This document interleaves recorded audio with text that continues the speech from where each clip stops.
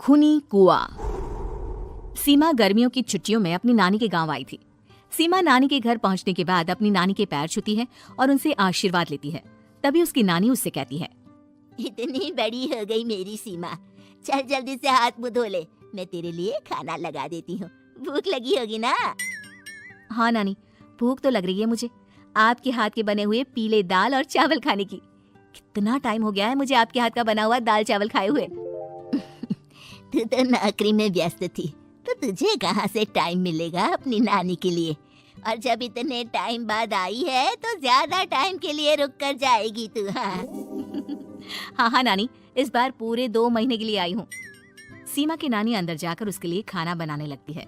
सीमा कमरे में अकेली होती है, तभी उसे किसी औरत के रोने की आवाज सुनाई देती है। वो कभी खिड़की से बाहर झांकती है तो कभी दरवाजे से बाहर झांकती है।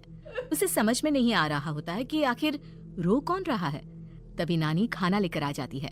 वो अपनी नानी से कहती है, नानी, कोई औरत रो रही है क्या? मैं जब से यहाँ आई हूँ तब से मुझे यहाँ किसी औरत की रोने की आवाज आ रही है। हे भगवान, कहीं ये वही तो नहीं? बोलो ना नानी। अरे कोई नहीं रो रहा, ये तेरे मन का वहम है। और तू ना अब खाना खा ले, ज्यादा यहाँ वहाँ की बातों में ध्यान मत दिया कर। जल्दी से खाना खा और फिर मेरे साथ आ जा मेरे कमरे में, दोनों बैठकर खूब सारी बातें करेंगे। ऐसे ही अगले दिन सीमा अपनी नानी के साथ गांव के बाजार जा रही होती है। उसी रास्ते में फिर से किसी औरत के रोने की आवाज आती है। वो अपनी नानी से कहती है, अरे नानी, क्या सच में तुम्हें अभी भी किसी औरत की रोने की आवाज नहीं सुनाई दे रही? मुझे किसी औरत की बहुत बुरी तरीके से रोने और चीखने की आवाजें आ रही हैं।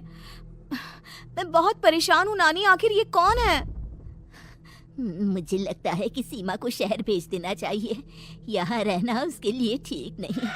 नानी बोलो ना, आप चुप क्यों हो जाती हो? सीमा, तू घर चल, मुझे तुझसे बहुत जरूरी बात करनी है।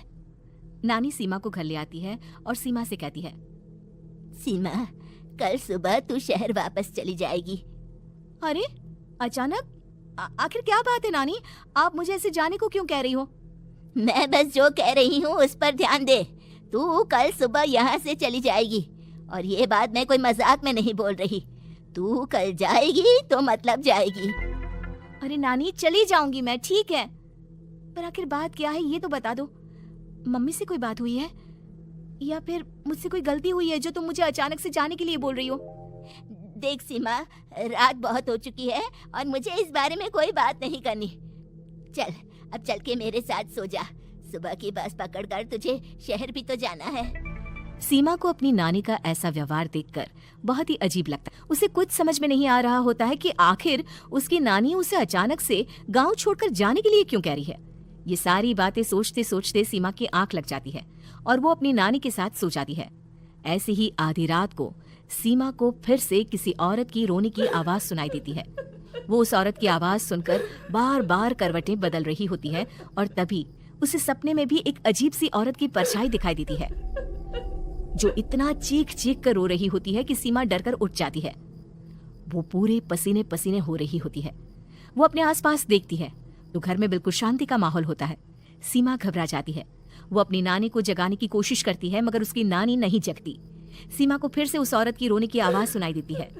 आखिरकार सीमा अपने आप को रोक नहीं पाती और वो घर का दरवाजा खोलकर बाहर निकलती है। आखिर ये माजरा क्या है, आज तो मैं पता करके रहूंगी। अब आवाज का पीछा करते हुए सीमा आधी रात को गांव के चौपाल के पास बने कुएं के पास पहुंच जाती है, जहां कुएं की चारों ओर बेड़ियां लगी होती हैं। उन बेड़ियों में लगे हुए ताले के साथ एक लाल रंग का कपड़ा और माता रानी का कलावा बंधा होता है। उस कुएं में से सीमा को किसी के रोने की आवाज आती है। सीमा परेशान हो जाती है। इस कुएं में कौन है? कौन है यहाँ? सुनो, कौन है? कौन रो रहा है? वो चिल्ला चिल्ला कर पूछती है और साथ ही लोगों को जगाने की कोशिश करती है मगर किसी को भी उसकी आवाज सुनाई नहीं देती। अब सीमा खुद उस कुएं के पास की बेड़ियों और तालों को खोलने की कोशिश करती है और किसी तरह कुछ देर की मशक्कत के बाद सीमा उसको खोल भी देती है। और जैसे ही वो कुआं खोलकर उसके अंदर झांकती है, सीमा उस कुएं में गिर जाती है। इतने में उसकी नानी की नींद भी खुल जाती है और सीमा को पास ना देखकर नानी परेशान हो जाती है। नानी घबराकर पूरे घर में उसे ढूंढने की कोशिश करती है, जिसके बाद उसकी नानी और सभी लोग उस खूनी कुएं के पास जाते हैं और सीमा की नानी कुएं के पास खड़ी होती है। सभी गांव वालों और सीमा की नानी को सीमा के चिल्लाने की आवाज आती है। बचाओ, कोई मुझे बचाओ। मेरी बच्ची, हम आ गए, हम तुझे बचा लेंगे। नानी, मुझे यहाँ बहुत डर लग रहा है। यहाँ इंसान की कटी हुई मुंडिया, हाथ, पैर और कंकाल है और खून भी है। नानी, मुझे डर लग रहा है। आप सब मेरी मदद कीजिए, नहीं तो ये खूनी कुआं मेरी बच्ची को भी खा जाएगा। अरे मुझे तो ये समझ में नहीं आ रहा कि आखिर इस खूनी कुएं को खोला किसने। सालों पहले इसको इतनी मुश्किलों के बाद तांत्रिक बाबा ने बंद किया था। अरे पूरा गांव खूनी कुएं के बारे में अच्छे से जानता है, तो कोई भी जानबूझकर तो ऐसा करेगा नहीं। मतलब किसी ने अनजाने में इसे खोल दिया है भैया।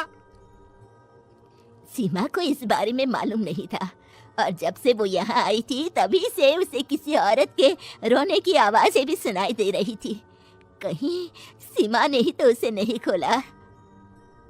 अगर ऐसा है तो फिर सीमा का बचना बहुत मुश्किल है। वहीं कुएं के अंदर सीमा रोते हुए बैठी होती है कि उसे आवाज सुनाई देती है जो कुएं के बाहर खड़े गांव वालों में से किसी को सुनाई नहीं देता। आज सालों के बाद मुझे ताजा खून मिलेगा। तेरा खून पीकर आज मैं अपनी प्यास बुझाऊंगा।